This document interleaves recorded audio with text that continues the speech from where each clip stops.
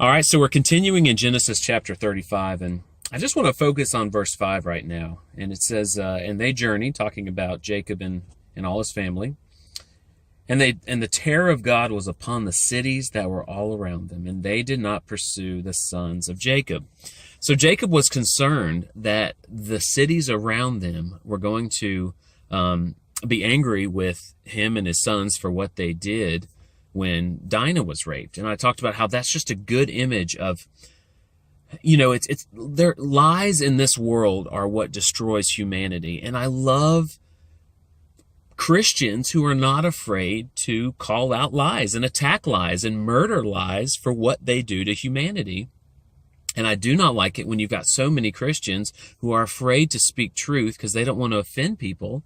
And while they're worried about offending people, they're not really protecting people, because, when you're worried about people, what they think, when you fear people and their opinion, you're not really helping them. And so here we see that what Jacob was worried about didn't happen. And I really think you have two options.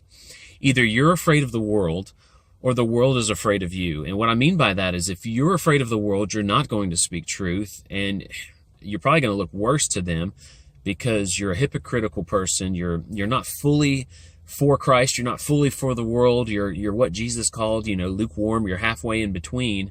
And nobody really likes you because no one likes that. Either, be for the world, be for everything they stand for, be for humanity above God, or be for God above humanity.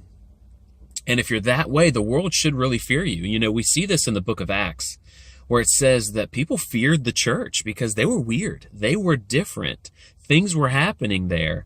Ananias and Sapphira died because they lied to the leaders of the church, right? So I really think we have those two options, and it is so important that you and I walk with confidence, that you need to know, just like Jacob needed to know, look, he is chosen by God to, that God is going to produce the Messiah. God is going to produce so many kings through them. God is going to produce the scriptures through them. God has already shown Jacob by what he did for his ancestors, for Isaac and for Abraham especially. God has already shown that he's for them. He's going to do something through them. He's going to protect them, and they need to have confidence. And that's the way you and I need to be. You need to realize that God saved you. He sent Jesus. God sent himself in human form to die for you, to take your sin, because, God doesn't just need to forgive us without punishment. We need to see that sin is serious and sin needs to be punished, and it was punished in Jesus Christ. And you and I need to realize that God is trying to communicate that through us. God has so many amazing things to do through you to transform other people's lives. And so you need to walk around with that same confidence that, you need to balance grace and truth. But I just worry that so many Christians just abandon truth. They just walk around with grace, and that's not good. But we shouldn't do the opposite. We shouldn't just walk around with truth and not convey grace, because that is not Christ-like.